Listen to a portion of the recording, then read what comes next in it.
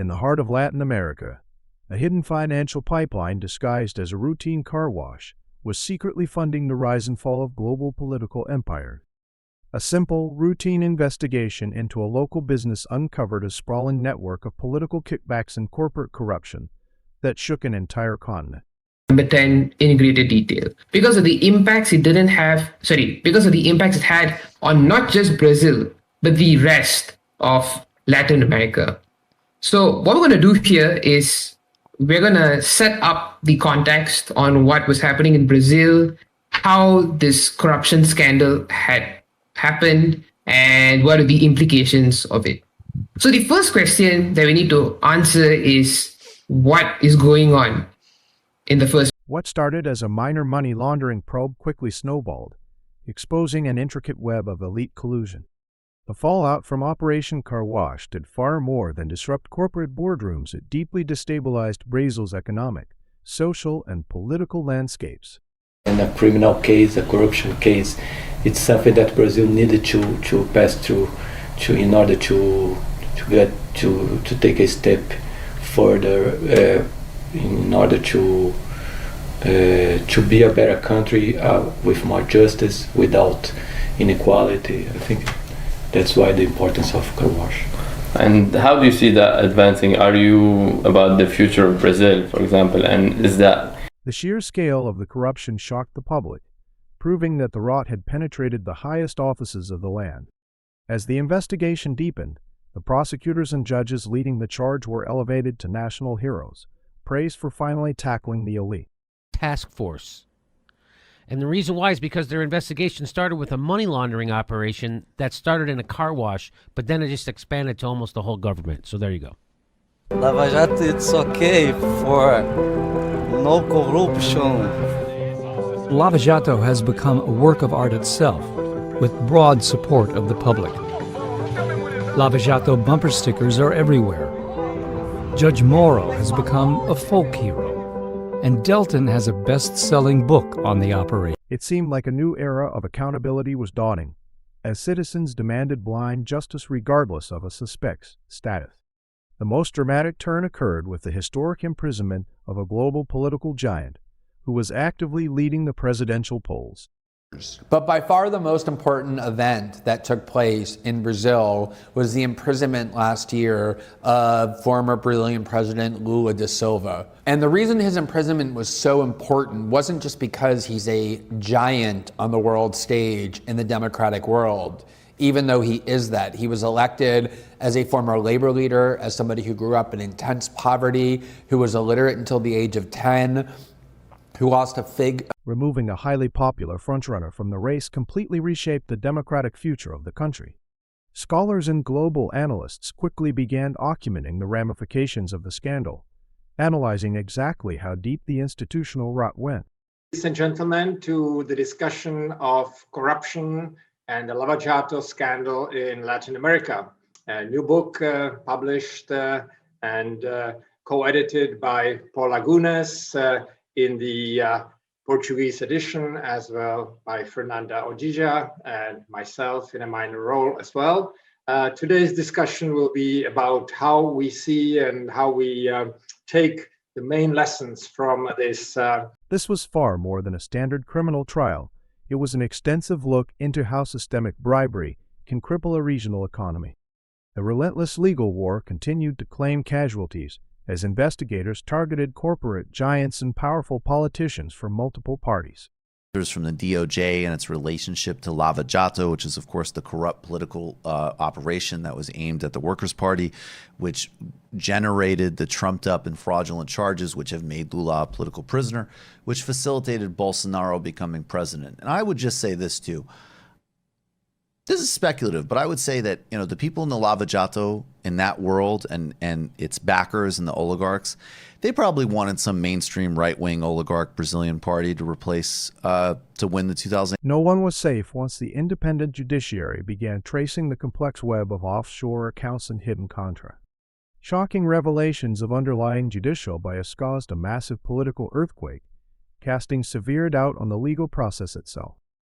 Leaked cell phone messages among Brazilian law enforcement officials and other data obtained by The Intercept point to an ongoing collaboration between then Judge Sergio Moro and the prosecutors investigating a sweeping corruption scandal known as Operation Car Wash.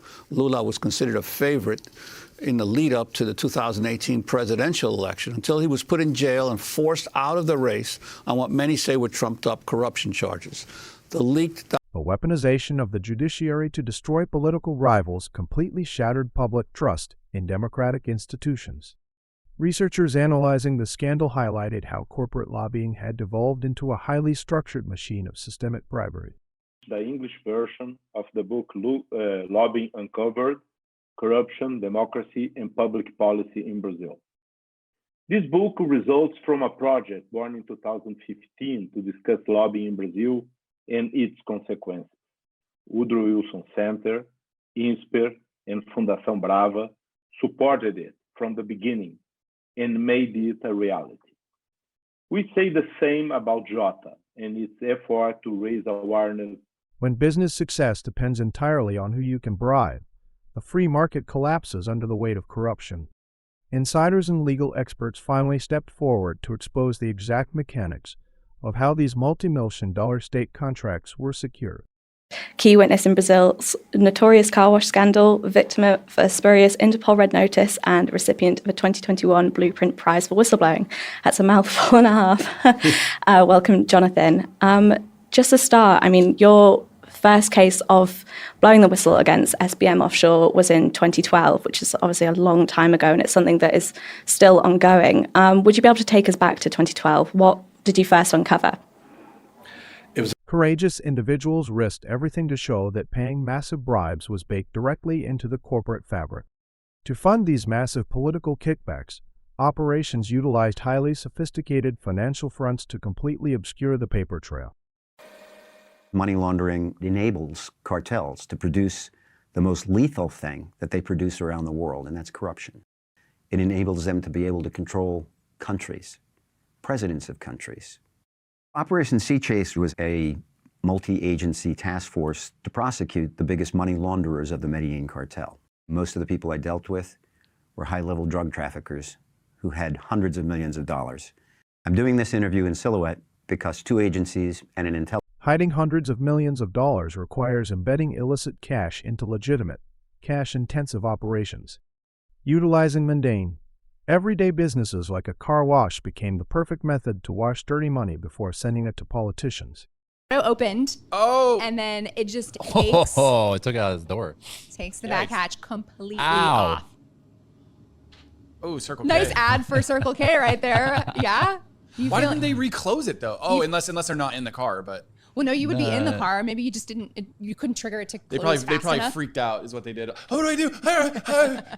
Yeah, exactly. And you're like trying to find the button. Yes. And Do you think the car wash thing did that, or do you think the person inside opened their trunk? It looked like it looked like somebody inside hit the trunk. The contrast is striking, using a literal car wash to clean up millions of dollars of dirty political cash. This method of washing dirty assets is not unique to one country. International financial networks use similar blueprints globally. Wash is a very interesting topic, Jagiro. And wash has been around for quite some time.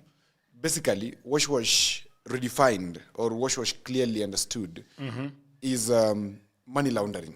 Yes. Now, what is money laundering? It comes from the very basic definition as the word sounds. Laundering is washing. Okay. Laundry. Nakumbuka laundry. Yeah. Laundromat. Laundromat. Yes. So laundering is washing money. And it is washed in several ways. From Latin America to global hubs, laundering illicit funds remains a primary driver of political and economic instability. Cleaning up systems compromised by years of institutional corruption and neglect is incredibly complex and requires massive resources. It's a well-known fact. Bugatti Veyrons are expensive to maintain. £20,000 service is £18,000 plus VAT. $37,800. About $25,000. Yeah, very, very spicy. And what do you expect? It's a super expensive car. Of course it's going to be expensive to maintain. But what if that £20,000 service cost was worth nowhere near that price. All the prices you hear about Bugatti service and so on, it's rumors, it's not. Just like restoring a highly delicate machine, fixing a broken democracy requires identifying every single compromised part. To perform a successful audit of these corrupt systems, investigators must proceed with extreme care to avoid destroying vital evidence. Welcome to Chicago Water Pros. As our newest employee, I want to welcome you here. Now you're going to start off where everybody starts off, and that's in the prep bay. You're going to learn one of the most basic, but one of the most important things here at Chicago Water Pros, and that's how to properly wash a car. All right, as a new employee here at Chicago Water Pros, I want to welcome you. Welcome to our team. Now, one of the first things that all employees start is in the prep bay. You're going to learn the most basic, but one of the most important things that we do here at Chicago Water Pros, and that's how to wash a vehicle properly. Every single touch must be calculated, as any minor misstep can allow the perpetrators to escape accountability. The road to recovery for a damaged economy involves a hard shift away from corrupt monopolies toward honest business practices. I started, Paul, with $500 in my pocket. The tip margin's over 50%, actually. Wow. Yeah. On average, we do about 30 cars a week. It quickly blew up where he was able to quit his daily job, where he's now making $10,000 to $12,000 a month. And today he's going to show you how you can start your own mobile detailing business. The absolute most important thing you need if you only have $100 to your name, and that's how we're going to scale and double the revenue. Oh, I don't like shiny. Yeah. This stuff, no go. Do you have monthly subscriptions? It takes deep time and dedication to transition from a system fueled by backroom deals to one built on transparency. Sometimes the only way to restore fading public confidence is through highly visible acts of accountability and reform. Tell us what you're about to do. Well, we're going to give away a car, hopefully, a brand new 2015 Volvo XC60. You're very generous. And what sort of person are you looking for here? I don't know. You know, it's whoever you could help me pick, but probably just the first one that rolls up so we can get out of here. All right.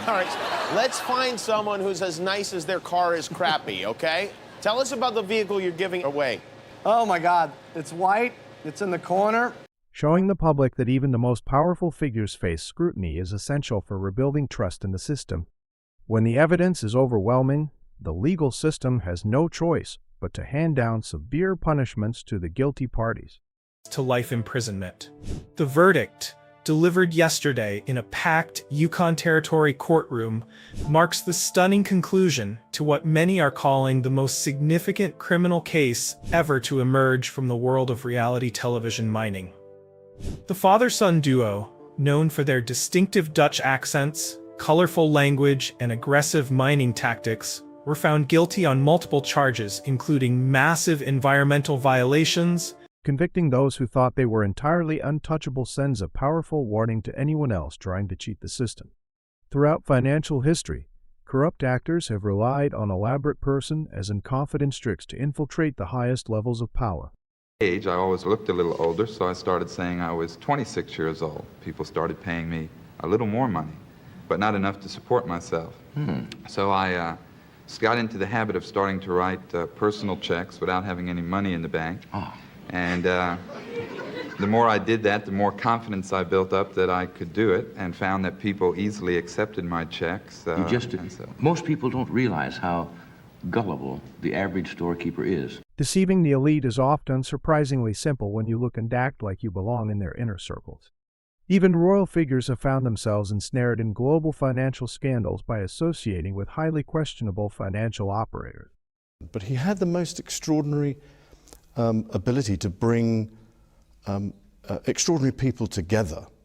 And that's the bit that I remember, is going to the dinner parties where you would meet academics, politicians, people from the United Nations. I mean, it was a cosmopolitan group of what I would describe as US eminence.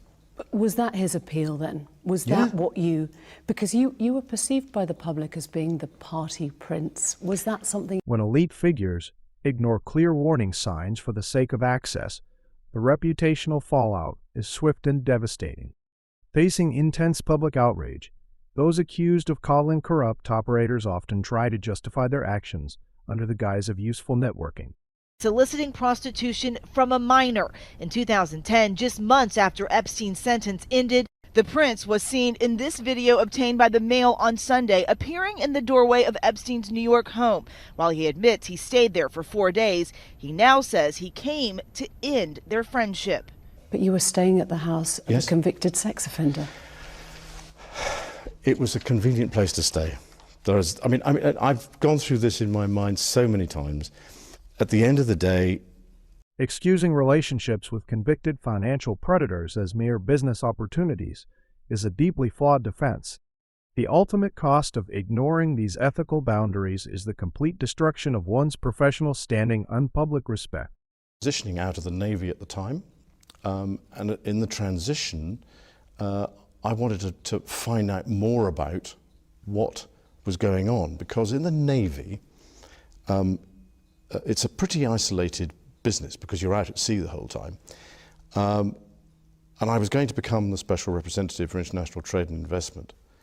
So I wanted to know more about what was going on in the international business world.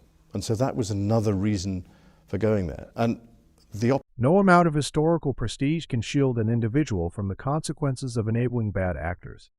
Other wealthy figures try to deflect public scrutiny by claiming their lavish lifestyles are entirely necessary to perform their high-level work.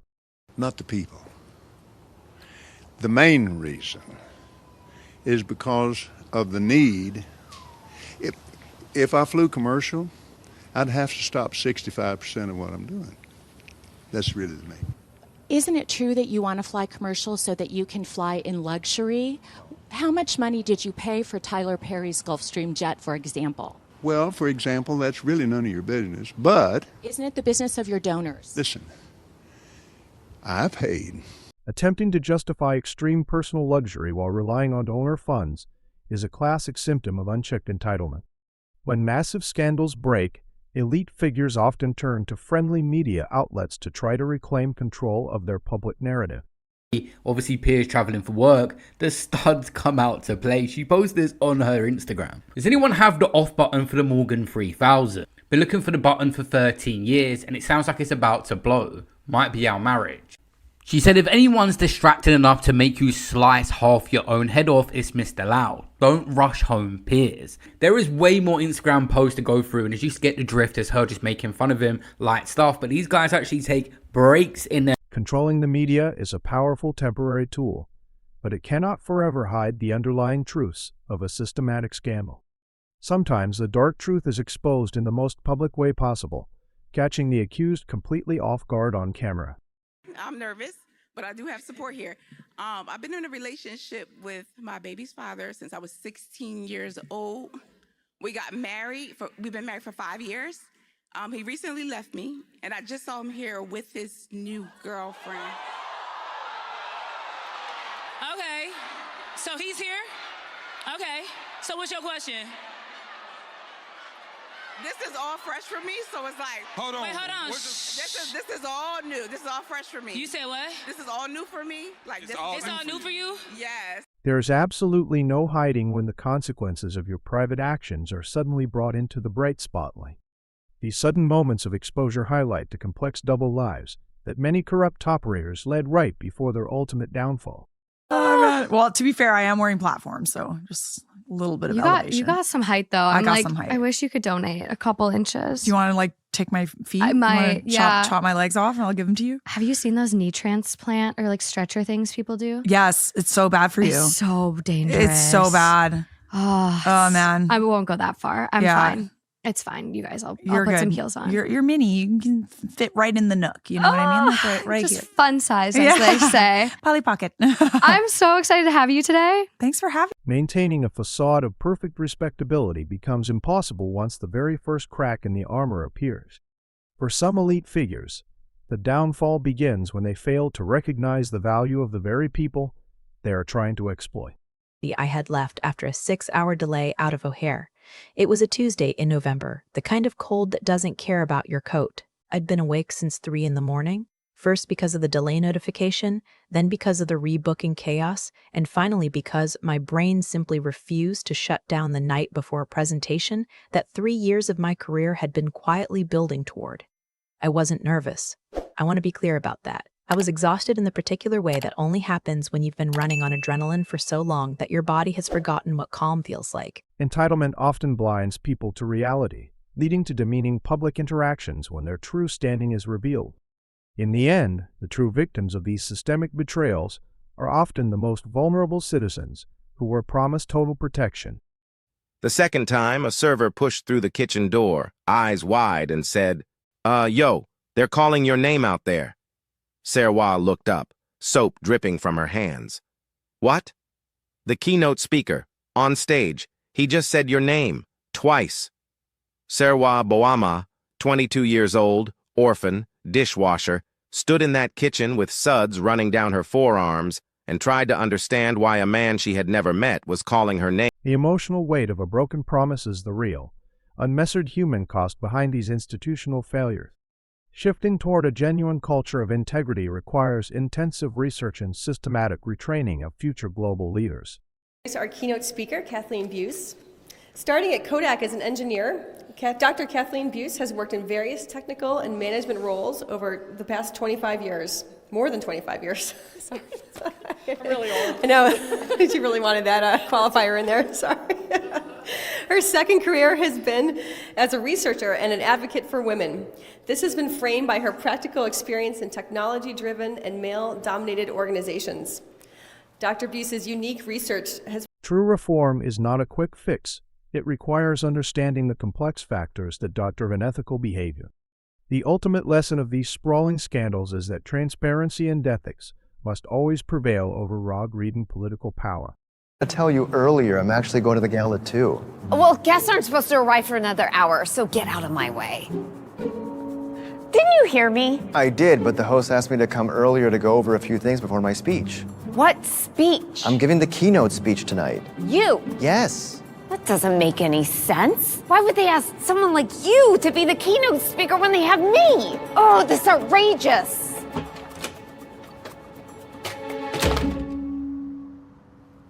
Standing firm against institutional corruption is the only way to build a system that is truly fair and just for everyone. When the dust finally settles on these massive scandals, we are left with a simple truth: no empire built on deceit can stand forever.